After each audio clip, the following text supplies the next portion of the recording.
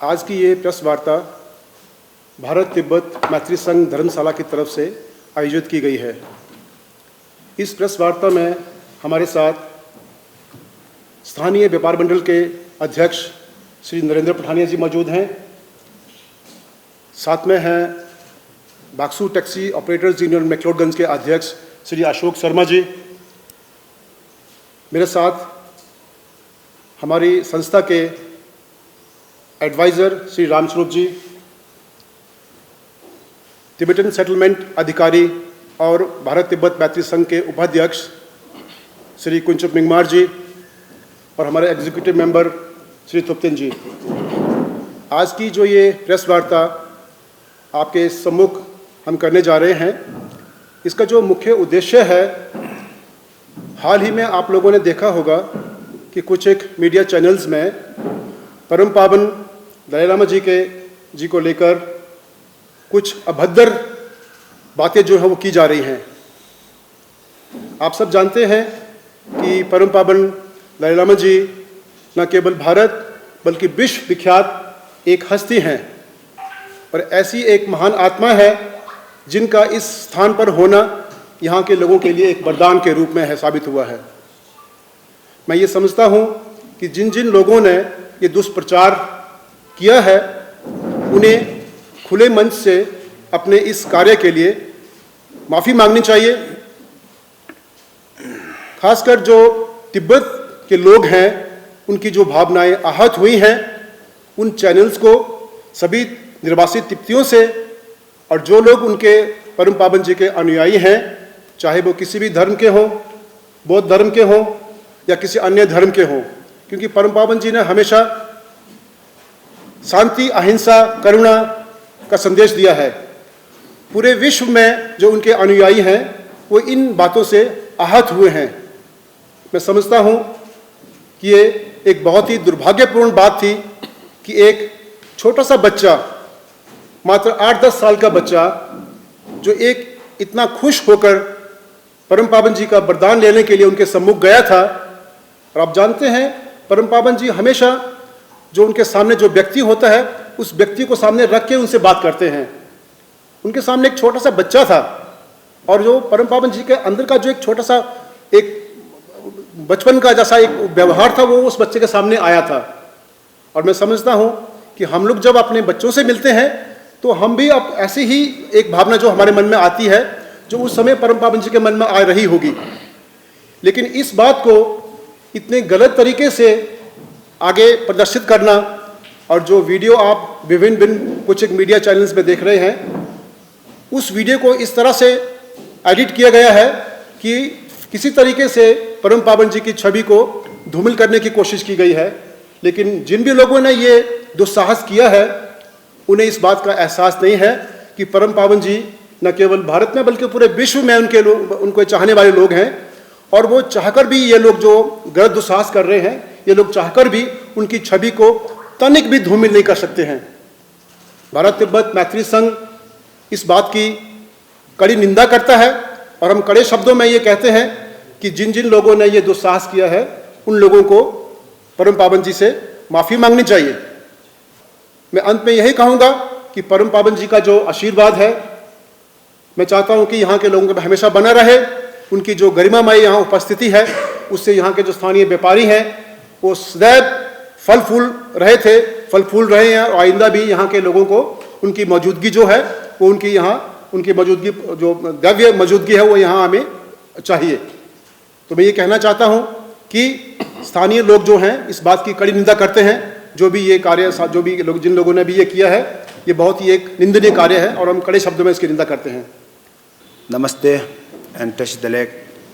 Thank you, Ajit sir. And being the Vice President of the Indo-Tibetan Friendship Association Dharamsala, so I welcome you all to today's press conference. So firstly, let me share you with the facts of the matter regarding the recent viral video about His Holiness the Dalai Lama. The incident took place at the Dharamshala main temple, His Holiness the Dalai Lama's residence, on the 28th February 2023. So The event was attended by the 120-some Indian graduate college students and under the care of the M3M Foundation. It was a public event attended by the media as well. So it was the same boy who broke the coconut on His Holiness the Dalai Lama during the arrival of His Holiness, which symbolized the auspicious welcome. So the two members of M3M Foundation spoke at the beginning of the program and followed by His Holiness address. So His Holiness is an innocent grandfatherly, and following three elders, they asked to hugged by His Holiness the Dalai Lama. So there was followed by His Holiness a jovial prank for amusement in full public view and in the presence of the mother of the boy. So His Holiness the Dalai Lama and the boy embraced each other, and His Holiness told him, "We are the same human being. So now you should look at those good human beings who create a peace and happiness to all. So you should not follow human beings who always kill other people. You should not look at these people." So being the Vice President of the ITFA and the Tibetan Settlement Officer, so we request the general public who consider this act as a disturbing, so we would appreciate if you could watch and listen to the whole event to get a holistic understanding of the program. So including His Holiness Dalai Lama's speech, we are sure you will be able to differentiate between lust and love and the unfairness of defaming one of the most respected and liked global icons of peace that narrows the scope of due diligence and holistic judgment. Thank you so much.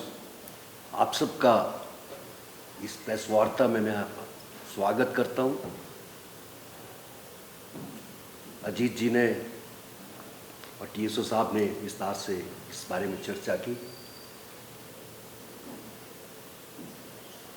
ऐसा शायद ये कोशिश जो किसी ने करने की कोशिश की है, ये पहली बार नहीं हुआ ऐसा। पहले भी कुछ लोगों ने कुछ छोटी मोटी एनजीओज बनाकर ऐसी कोशिश, शरारत करने की कोशिश की थी। तिब्बतन्स के खिलाफ कभी वो अपशब्द महामहिम के खिलाफ भी बोलने की। लेकिन जो भारतीय लोग हैं, जो भारतीय समाज है, उन्होंने ऐसी कोशिशों को पूरी तरह से नकार दिया है। मैं दावे के साथ कह सकता हूं, इस देश में, धर्मशाला में, इस प्रदेश में ना तो कोई राजनीतिक,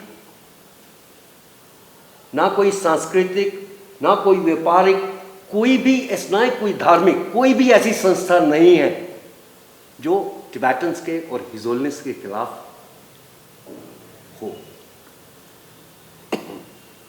समय बदला है, अब इंटरनेट, कंप्यूटर इस एज में पहुंच चुके हैं, और ये जो ट्रोल्स चलती हैं, साइकोलॉजिस्ट का मानना है, बहुत लोग रिसर्च करते हैं इसके ऊपर, ये शायद पहली बार नहीं, कई बार, हर बार कोशिश ऐसे लोग करते हैं। कुछ लोग जो मनोरोग से ग्रसित हैं, सामने नहीं आना चाहते, फेस टू फेस बात नहीं कर सकते, इतनी हिम्मत नहीं है, वो अपनी आईडीज बदल कर, अपना चेहरा छुपा कर ऐसी बहुत से लोगों के खिलाफ ऐसी बात करते हैं। इस बार हिज होलिनेस के बारे में उन्होंने ये कट एंड पेस्ट करके ये कोशिश की है, जिसकी हम कड़े शब्दों में निंदा करते हैं, और हम लोग मांग करते हैं हिमाचल सरकार से, भारत सरकार से, कि इस शरारत के पीछे कौन सी ऐसी शक्ति है, ये पूरा